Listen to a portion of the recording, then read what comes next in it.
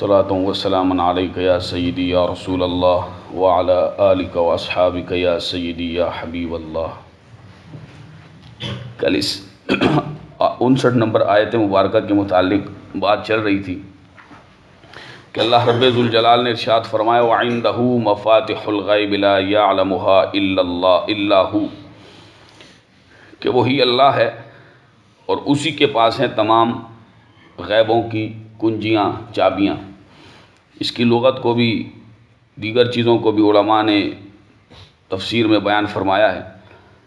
تو اس سے عنایت القاضی تفسیر میں فرماتے ہیں کہ یہ وہی تمام چیزیں اس سے مراد ہیں غیب، کہ یعنی جو اللہ کے بتائے بغیر کوئی حاصل کرے وہ نہیں ہو سکتا، وہ ناممکن ہے۔ ہاں اللہ کسی پر غیب کو کھول دے، ظاہر فرما دے تو یہ بالکل جو ہے وہ اس کی قدرت میں ہے، اور اللہ رب ذوالجلال نے عطا فرمائے ہیں اپنے بعض انبیاء کو، اولیاء کو بعض امور غیبیہ پر، علوم غیبیہ پر مطلع فرمایا ہے، اور وہ غیب کا علم اللہ رب ذوالجلال نے عطا فرمایا۔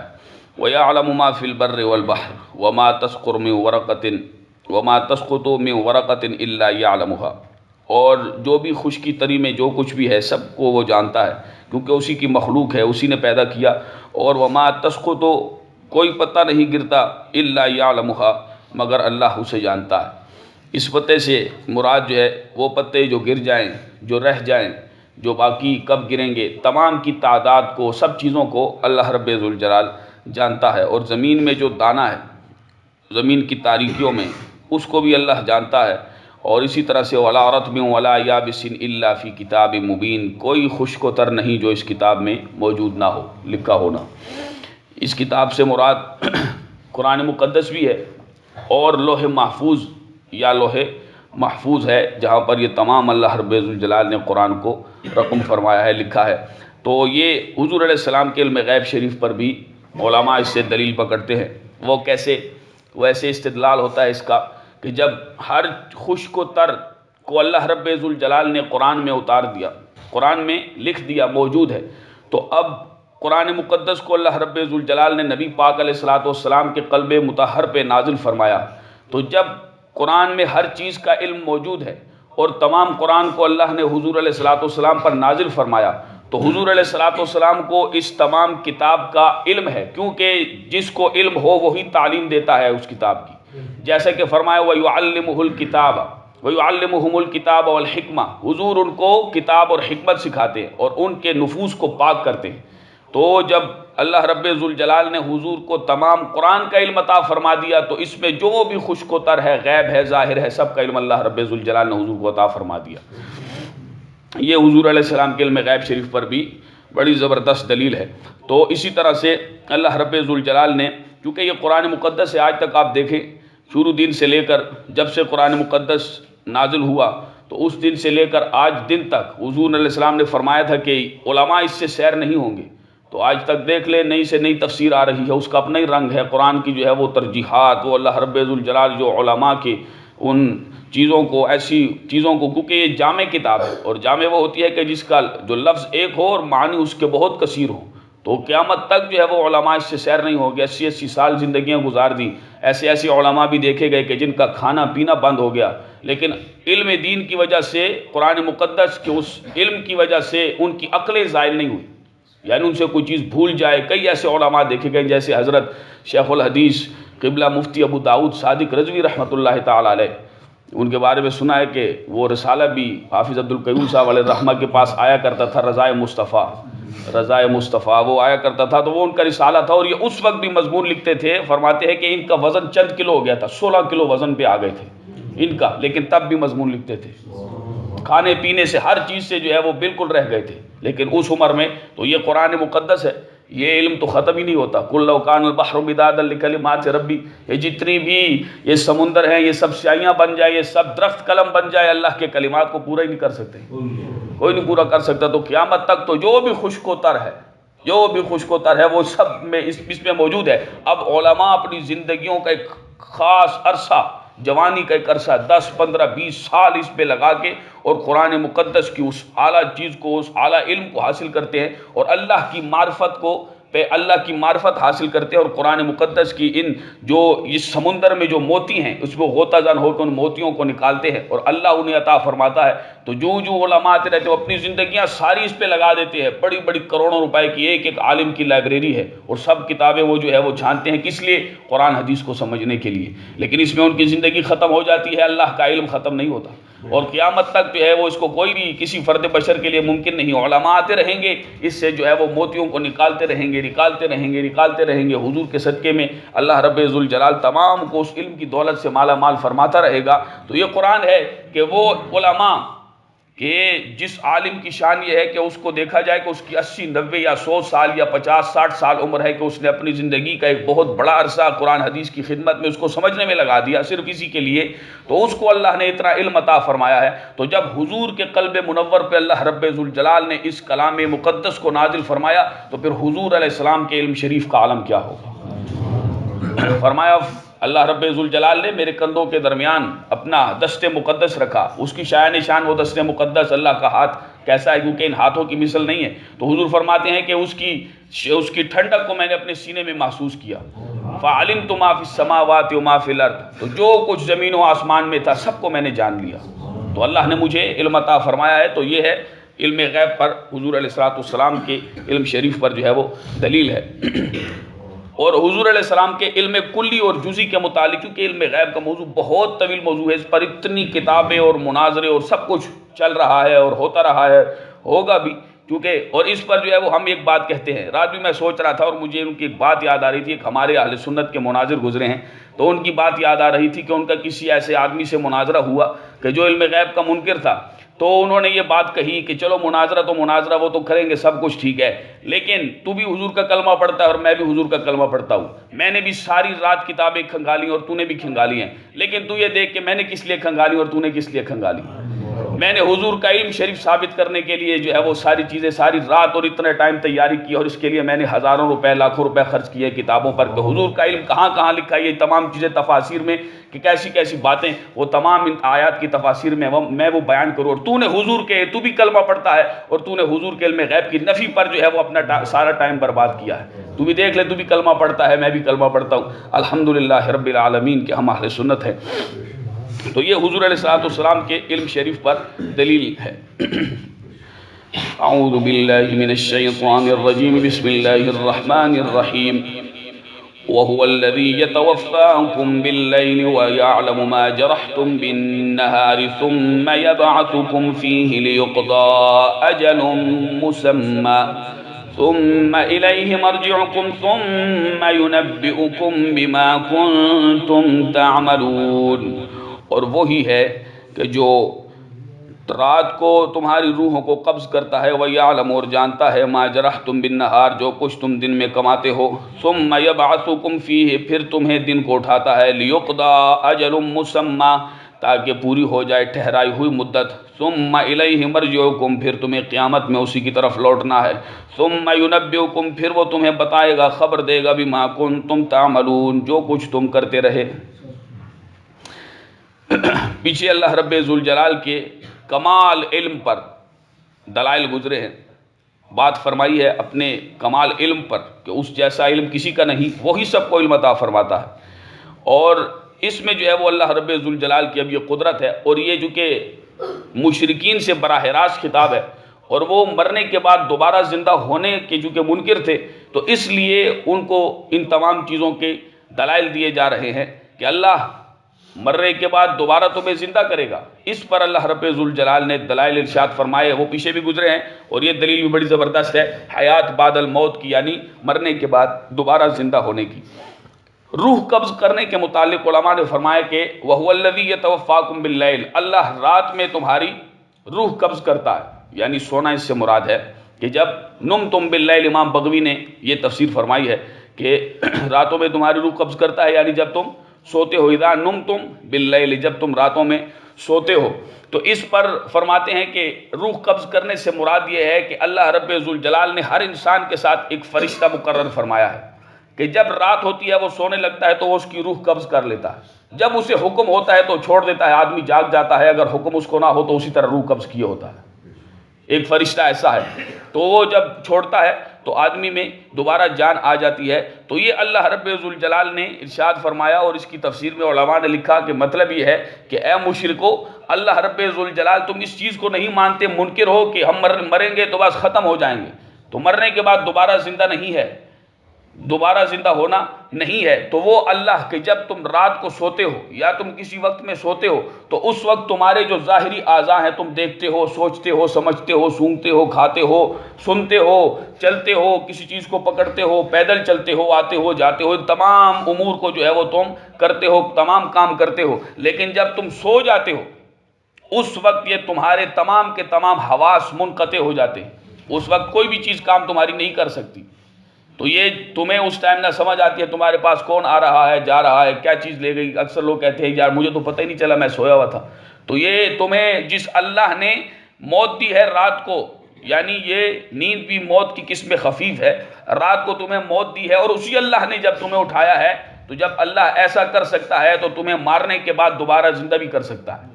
تو یہ حیات بعد الموت پر منکرین حیات بعد الموت، یعنی مرنے کے بعد دوبارہ اٹھنے پر، اٹھائے جانے پر، زندہ ہونے پر، یہ زبردست دلیل اللہ رب ذوالجلال نے ارشاد فرمائی۔ وَيَعْلَمُ مَا جَرَحْتُم بِالنَّهَارِ، اور جو تم دن میں گنواتے ہو اللہ جانتا ہے۔ ثُمَّ يَبْعَثُكُمْ فِيهِ لِيُقْضَىٰ أَجَلٌ مُّسَمًّى، پھر اللہ رب ذوالجلال تمہیں اٹھاتا ہے رات میں، جب تم سے روح قبض کرتا ہے تو اس کے بعد اللہ تمہیں اٹھاتا ہے لِيُقْضَىٰ أَجَلٌ مُّسَمًّى، تاکہ وہ جو ٹھہرائی ہوئی مدت ہے وہ پوری ہو جائے۔ پھر اس کے بعد کیا ہوگا؟ ایسا بھی ہوگا کہ پھر یہ تمہاری روح تمہارے بدن کو چھوڑ دے گی اور یہ بالکل بے حس ہو جائے گا، بے حس و بے حرکت ہو جائے گا، اور پھر تم مرو گے۔ مرنے کے بعد پھر ایک دن ایسا بھی آئے گا قیامت کا کہ اس وقت تم اللہ کی طرف لوٹو گے۔ ثُمَّ يُنَبِّئُكُمْ، پھر وہ تمہیں بتائے گا بِمَا كُنتُمْ تَعْمَلُونَ، جو کچھ تم کرتے رہے۔ وَهُوَ الْقَاهِرُ فَوْقَ عِبَادِهِ وَيُرْسِلُ عَلَيْكُمْ حَفَظَةً حَتَّى إِذَا جَاءَ أَحَدَكُمُ الْمَوْتُ تَوَفَّتْهُ رُسُلُنَا وَهُمْ لَا يُفَرِّطُونَ، اور اللہ قادر ہے اپنے بندوں پر، وَيُرْسِلُ عَلَيْكُمْ حَفَظًا، اور بھیجتا ہے تمہارے اوپر نگہبان فرشتے، حتیٰ جب آ جائے تم میں سے کسی ایک، آ جائے تمہارے اوپر کسی ایک کے پاس موت، توفت ہو رسولنا، تو روح قبض کرتے ہیں رسولنا، ہمارے بھیجے ہوئے فرشتے، وہم لا یفرطون، اور وہ کوتاہی نہیں کرتے۔ جب آ جائے تم میں سے کسی ایک کے پاس موت، اللہ ہر چیز پر، اللہ اپنے بندوں پر غالب ہے، اللہ اپنے بندوں پر غالب ہے، قادر ہے۔ وَيُرْسِلُ عَلَيْكُمْ حَفَظًا، وہ فرشتے بھیجتا ہے تمہارے پاس۔ فرشتے اس سے مراد ہے، حفظہ نگہبان سے مراد یہ فرشتے ہیں۔ اور اسی طرح سے فرمائے کہ حتیٰ اذا جاء احدکم الموت، کہ جب موت تم میں سے کسی ایک کے پاس آتی ہے، توفته رسلنا، تو ہمارے بھیجے ہوئے، رسولنا ہمارے بھیجے ہوئے یعنی ہمارے فرشتے اس کی روح کو قبض کرتے ہیں۔ تو اس سے مراد، اس پر علماء نے یہ بھی بیان فرمایا ہے کہ تعظیم کے لیے حضرت جبریل امین کے لیے، جو کہ حضرت اسرائیل علیہ السلام کے لیے جو روح قبض کرتے ہیں، ان کے لیے رسول کا لفظ ہونا چاہیے تھا، تو یہ رسولنا، یہ ان کی تعظیم کے لیے، شرف کے لیے جمع کا لفظ بولا گیا۔ یا اس پر علماء یہ فرماتے ہیں کہ حضرت اسرائیل علیہ السلام کے ساتھ جو فرشتے ہوتے ہیں جو روح قبض کرتے ہیں یہاں حلق تک، اور باقی آگے جو ہے وہ روح قبض کرتے ہیں اسرائیل علیہ السلام، اس سے وہ جماعت، وہ گروہ ان تمام فرشتوں کا مراد ہے جو حضرت اسرائیل علیہ السلام کے ساتھ موت، روح کو قبض کرنے کے وقت، موت کے وقت جو ہے وہ ان کے ساتھ ہوتے ہیں۔ وَهُمْ لَا يُفَرِّطُونَ، فرمایا کہ وہ کوتاہی نہیں کرتے، پہلے یا لیٹ، جو وقت مقرر ہے اسی وقت پر جو ہے وہ روح قبض کرتے ہیں، اس پہ وہ کوتاہی نہیں کرتے۔ ثُمَّ رُدُّوا إِلَى اللَّهِ مَوْلَاهُمُ الْحَقِّ أَلَا لَهُ الْحُكْمُ وَهُوَ أَسْرَعُ الْحَاسِبِينَ، ثم پھر لوٹائے جائیں گے الی اللہ، اللہ کی طرف، مولاہم الحق، جو ان کا حقیقی مالک ہے، الا سن لو، لہ الحکم، اسی کے لیے حکم ہے، وہو اسرع الحاسبین، اور وہ سب سے جلد حساب لینے والا ہے۔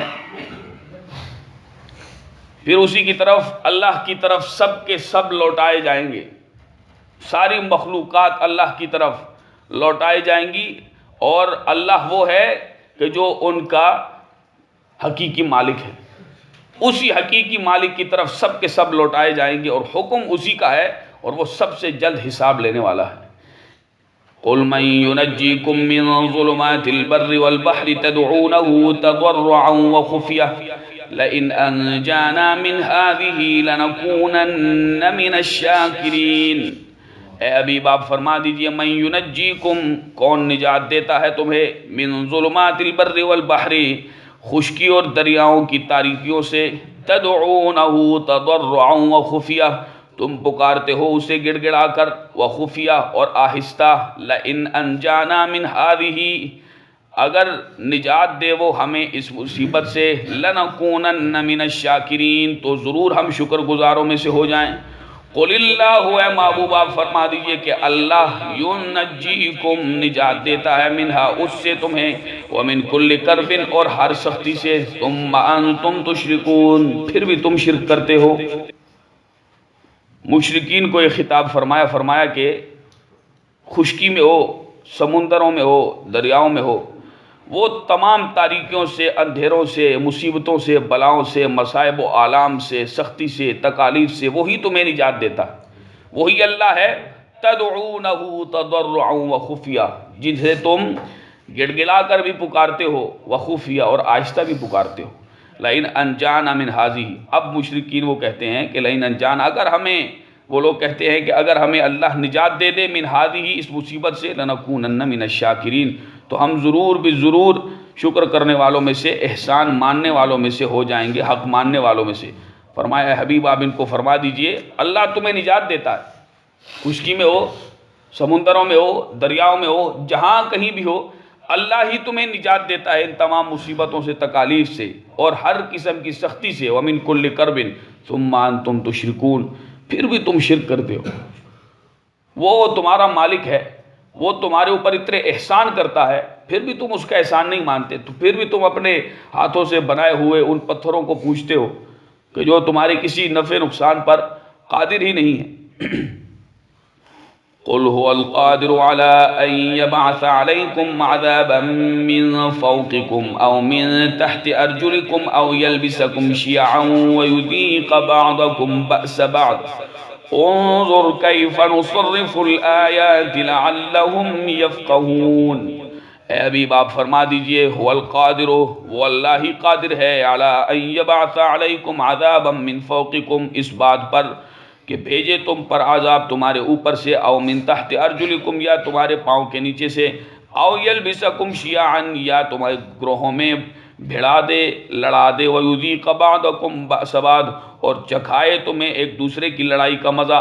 انظر، دیکھو، کیف نصرف الآیات، ہم کیسے توحید کے دلائل کو بیان کرتے ہیں، لعلہم یفقہون، کہیں وہ سمجھ جائیں۔ فرمایا اللہ قادر ہے کہ تمہارے اوپر، تمہارے سروں کے اوپر سے یا تمہارے پاؤں کے نیچے سے تم پر عذاب بھیجے، سروں کے اوپر سے، جیسا کہ ایسی بارش ہو، ایسی پتھروں کی بارش ہو، دیگر جو ہے وہ طوفان ہو، باد و باران کو اللہ بھیجے، تو یہ تمام چیزیں مراد ہیں۔ پاؤں کے نیچے سے، جیسا کہ قوم فرعون کو غرق کیا گیا، فرعون کو اور ان لوگوں کو پاؤں کے نیچے سے زلزلہ مراد ہے، زمین شک ہو جائے، پھٹ جائے، اور تم سب کے سب زمین میں دھنس جاؤ، ان تمام چیزوں سے، یعنی سر کے اوپر سے اور پاؤں کے نیچے سے، یہ تمام عذاب جو ہے وہ مراد ہے۔ فرمایا، اور دوسری بات یہ ہے کہ او یلبسکم شیعا، یعنی تمہیں گروہوں میں بانٹ کے پھر تمہیں آپس میں لڑائے، یہ سب سے خطرناک چیز ہے، اور اس وقت جو ہے وہ، بلکہ ہر دور میں بھی اور اس وقت بھی، یہ تمام چیزیں، یہ گروہ بندیاں اور یہ لڑائیاں، یہ جھگڑے، وَيُذِيقَ بَعْضَكُمْ بَأْسَ بَعْضٍ، اور اللہ چکائے تمہیں بعضکم بأس بعض، تم میں سے ایک دوسرے کو اس لڑائی کا مزہ۔ یہ اللہ رب ذوالجلال اس پر قادر ہے کہ یہ تمام چیزیں کر سکے۔ ہم دیکھو کیسے بیان کرتے ہیں توحید کے دلائل کو، انظر کیفا، دیکھیے، کیف نصرف الآیات، کیسے بیان کرتے ہیں ہم دلائل توحید کو، لعلہم یفقہون، کہیں وہ سمجھ جائیں۔ لیکن یہ مشرکین تھے، نہیں سمجھتے تھے۔ وَكَذَّبَ بِهِ قَوْمُكَ وَهُوَ الْحَقُّ قُلْ لَسْتُ عَلَيْكُمْ بِوَكِيلٍ، اور جھٹلایا آپ کے ہم قبیلہ نے، آپ کی قوم نے، وَهُوَ الْحَقُّ، حالانکہ یہی حق ہے، قل اے حبیب آپ فرما دیجئے لست علیکم بوکیل، میں تم پر نگہبان نہیں ہوں، لکل نبأ مستقر وسوف تعلمون، ہر مقررہ، ہر خبر کے لیے، ہر خبر کے ظہور کے لیے ایک مقرر وقت ہے، وسوف تعلمون، اور ان قریب تم جان جاؤ گے۔ جن لوگوں نے اس چیز کو جھٹلایا ہے، وَكَذَّبَ بِهِ قَوْمُكَ، اے حبیب آپ کی ہم قبیلہ نے، ان لوگوں نے، اس قوم نے جھٹلایا ہے اس چیز کو کہ جو حق تھی، وہی حق تھا، وہی حق تھا، اور اس کو جھٹلایا ہے۔ آپ ان سے فرما دیجئے لست تو نہیں ہوں میں علیکم تم پر بوکیل نگہبان، لکل نبأ مستقر، اور ہر خبر کے ظہور کے لیے، ظاہر ہونے کے لیے ایک وقت مقرر ہے۔ تم عذاب کا کہتے ہو امطر علینا حجارۃ من السماء، کہ آسمان پر اگر یہ حق ہے، ان کان ھذا ھو الحق، اگر یہ حق ہے تو ہم پر آسمان سے پتھروں کی بارش ہو۔ یہ ٹھٹھا اور مذاق تم کرتے ہو اور یہ کہتے ہو کہ ہمیں عذاب آئے، آپ عذاب لے کے آئے نا، آپ عذاب لے کے آئیں، تو فرمائے کہ لکل نبأ مستقر، پتہ چل جائے گا تمہیں ہر خبر کے لیے جو تمہیں بتایا جا رہا ہے کہ عذاب ہوگا، اللہ کی آیات کو نہیں مانو گے، اللہ کے رسولوں کی تکذیب کرو گے، اللہ کی آیات کا کفر کرو گے تو تمہیں عذاب ملے گا۔ اور وہ عذاب کی مختلف صورتیں ہیں، چاہے وہ پتھروں کی صورت میں ہو، ایسی چیخ ہو کہ جس سے تمہارے دل پھٹ جائیں، یا جو ہے وہ زمین شک ہو جائے، یا جو ہے وہ تمہیں قومیں اسی طرح فرعون اور اس کی قوم کی طرح تمہیں غرق کر دیا جائے، یہ عذاب تمہیں پہنچیں گے۔ تو پھر وہ کہتے ہیں، ٹھٹھا کرتے ہیں، مذاق کرتے ہیں، ہنسی کرتے ہیں کہ وہ عذاب ہمیں کیوں نہیں پہنچتا۔ فرمایا ہر خبر کے ظہور کے لیے، ہر خبر کے ظاہر ہونے کے لیے، کہ وہ خبر ہوگی جو ہم نے تمہیں دی ہے کہ عذاب آئے گا، اگر تم نے ایسا نہ کیا تو اس کے لیے ایک وقت مقرر ہے، وہ بھی آ جائے گا، بعض آ جاؤ، وسوف تعلمون، تم جان جاؤ گے پھر۔ اللہ رب ذوالجلال ہم سب کو عمل کی توفیق نصیب فرمائے، اور گمراہی سے اور بد مذہبیت سے اللہ ہم سب کو محفوظ و مامون فرمائے، اور ہمارا خاتمہ بالایمان فرمائے۔ وما علی الا البلاغ المبین۔